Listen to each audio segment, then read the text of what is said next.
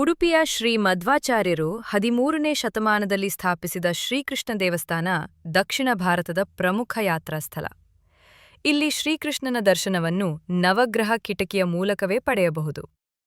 ಈ ವಿಗ್ರಹವನ್ನು ದೇವಶಿಲ್ಪಿ ವಿಶ್ವಕರ್ಮನೇ ನಿರ್ಮಿಸಿದ್ದರೆಂದು ನಂಬಿಕೆ. ಒಮ್ಮೆ ದ್ವಾರಕೆಯಲ್ಲಿ ದೇವಕೀ ದೇವಿ ಕೃಷ್ಣನಿಗೆ ತನ್ನ ಬಾಲಲೀಲೆಗಳನ್ನು ನೋಡಲು ಅವಕಾಶ ಸಿಗಲಿಲ್ಲವೆಂದು ವಿಷಾದಿಸುತ್ತಾಳೆ. ಆಗ ಶ್ರೀಕೃಷ್ಣ ತನ್ನ ಬಾಲರೂಪದಲ್ಲಿ ಅವಳಿಗೆ ಕಾಣಿಸಿಕೊಂಡು ಮಗುವಾಗಿ ಓಡಾಡಿ ಆಟವಾಡಿ ಮೊಸರು ಬೆಣ್ಣೆ ಲೀಲೆಯನ್ನು ತೋರಿಸುತ್ತಾನೆ.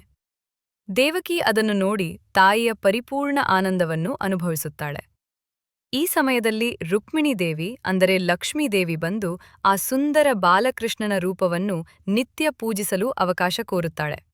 ಶ್ರೀಕೃಷ್ಣ ಅನುಮತಿ ನೀಡುತ್ತಾನೆ. ನಂತರ ರುಕ್ಮಿಣೀ ದೇವಿ ವಿಶ್ವಕರ್ಮನಿಗೆ ಆ ರೂಪದ ವಿಗ್ರಹವನ್ನು ಮಾಡಲು ಆದೇಶಿಸುತ್ತಾಳೆ. ವಿಶ್ವಕರ್ಮ ಬಲಗೈಯಲ್ಲಿ ಕಡಗೋಲು ಮತ್ತು ಎಡಗೈಯಲ್ಲಿ ಅದರ ದಾರ ಹಿಡಿದ ಬಾಲಕೃಷ್ಣನ ಅದ್ಭುತ ಪ್ರತಿಮೆಯನ್ನು ನಿರ್ಮಿಸಿಕೊಡುತ್ತಾನೆ.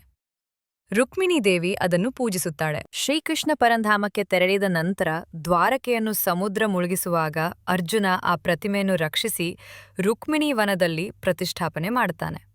ನಂತರ ಆ ವಿಗ್ರಹ ಗೋಪಿಚಂದನ ಮತ್ತು ಮಣ್ಣಿನಲ್ಲಿ ಮುಚ್ಚಿಹೋಗುತ್ತದೆ.